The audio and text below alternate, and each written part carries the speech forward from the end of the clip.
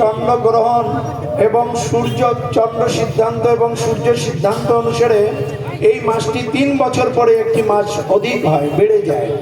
অর্থাৎ চন্দ্র সিদ্ধান্ত অনুসারে 354 দিনে 1 বছর, আর সূর্য সিদ্ধান্ত অনুসারে 365 দিনে 1 বছর। যেহেতু আমরা পঞ্জিকা তিথি নক্ষত্র দেখি চন্দ্র এবং সূর্য সিদ্ধান্ত অনুসারে, তাই চন্দ্র এবং সূর্য সিদ্ধান্ত অনুসারে 1 বছর পরে যে 11 দিন বেড়ে যায়, 65 দিন আর 54 দিন।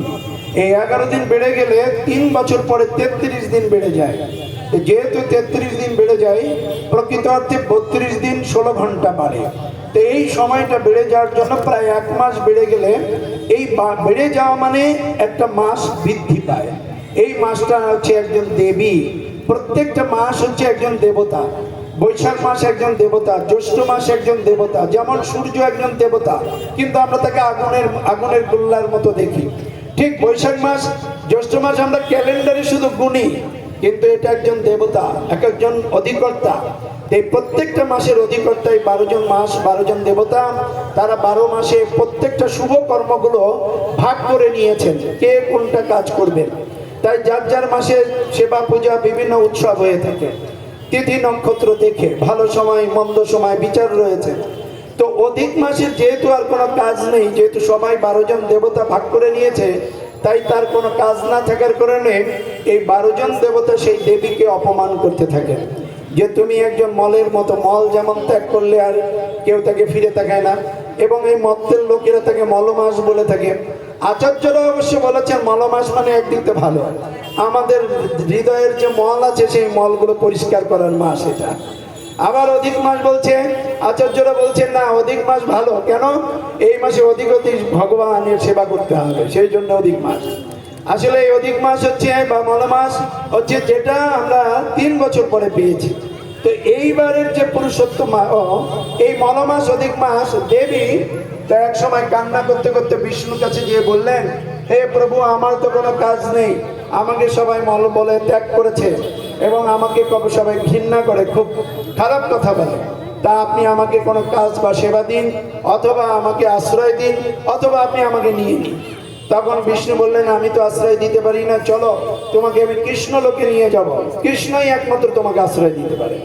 তখন স্বয়ং বিষ্ণু এই দেবীকে সাথে করে নিয়ে, অধিক মাসের দেবীকে সাথে করে নিয়ে তিনি কৃষ্ণ লোকে গেলেন। আর কৃষ্ণ লোকে যখন গেলেন, কৃষ্ণের কাছে ক্রন্দন করতে থাকলেন। তখন কৃষ্ণ বললেন, তুমি কেন ক্রন্দন করছো? তখন বিষ্ণু বললেন যে তাকে মলমাস বা অধিক মাস বলে অন্য অন্য দেবতারা, মর্তের মানুষরা তাকে ঘৃণা করে, এবং তিনি তার কোনো সেবা নেই, তা আপনার কাছে সেবা চায় এবং আশ্রয় চায়, আপনি তাকে আশ্রয় দিন। কৃষ্ণ বললেন, তোমার আত্মীতে আমি খুব খুশি হয়েছি, তাই আমি তোমাকে এমন সেবা দিব যে জগতের মানুষ তোমার সেবা এবং আমার সেবা একসাথে করতে পারে। তাই আমি আজ থেকে তোমার যে নাম, সেই নাম আমি পাল্টে যারা মলমাস অধিক মাস বলে তাদের মুখে আমরা চুনকালি দিতে চাই। কি? আমি আজ থেকে আমার নাম অনুসারে তোমার নাম হবে পুরুষোত্তম মাস। তো জয় পুরুষোত্তম মাস কি? ভগবান বললেন যে হে দেবী, আমি তোমাকে আরো বরদান করছি। কি বর? যে যদি এই 12 মাস ধরে যারা পূজা পার্বণ যাগযজ্ঞ তপস্যা করছে তাতে যে ফল পেয়েছে, তোমার এই পুরুষোত্তম মাসে শুধু তোমার নাম পুরুষোত্তম মাস উল্লেখ করবে, তাহলে 12 মাসের ফল তারা লাভ করবে। হ্যাঁ, তো সেই জন্য এই পুরুষোত্তম মাস কত গুরুত্বপূর্ণ। তারপরে তাকে বললেন যে এই পুরুষোত্তম মাসে কিছু ভগবানের সেবার জন্য তিনি বললেন যে এই মাস হচ্ছে আমি সেল দিচ্ছি, হ্যাঁ, অল্প কিছু করে বৃহৎ কিছু পাওয়া যাবে। এই মাসে ভগবানের সেবার মাধ্যমে আমরা সবাই কৃষ্ণ লোকে যেতে পারি। এই দুর্লভ সুযোগ আমরা পুরুষোত্তম মাসে পেতে পারি। এই মাসে কেউ যদি ব্রহ্ম মুহূর্তে উঠে স্নান করেন, ব্রহ্ম মুহূর্ত হচ্ছে ভোর 3:30 থেকে 4:30, এই 1 ঘন্টার মধ্যে একদিনও যদি কেউ স্নান করেন, তাহলে তিনি সমস্ত পাপ থেকে মুক্ত হবেন এবং 10,000 অশ্বমেধ যজ্ঞের ফল পাবেন। এই সময় গীতা ভাগবতম পড়া বলা হয়েছে। ভগবান আরো বললেন যে যত 12 মাস আছে তার মধ্যে শ্রেষ্ঠ মাস হচ্ছে মাঘ মাস, বৈশাখ মাস এবং কার্তিক মাস ভক্তদের জন্য। অন্য মাসে যা করলে যে ফল হয়, কোনো শুভ কাজ করলে মাঘ মাসে করলে 100 গুণ ফল, বৈশাখ মাসে 1000 গুণ ফল, আর কার্তিক মাসে করলে 1 লক্ষ গুণ ফল। আর যদি আপনি পুরুষোত্তম মাসে সেই কাজ করেন তো 1 কোটি গুণ বেশি ফল পাবেন। হরি বল। এই জন্য এই মাস আমাদের সেবার মাস।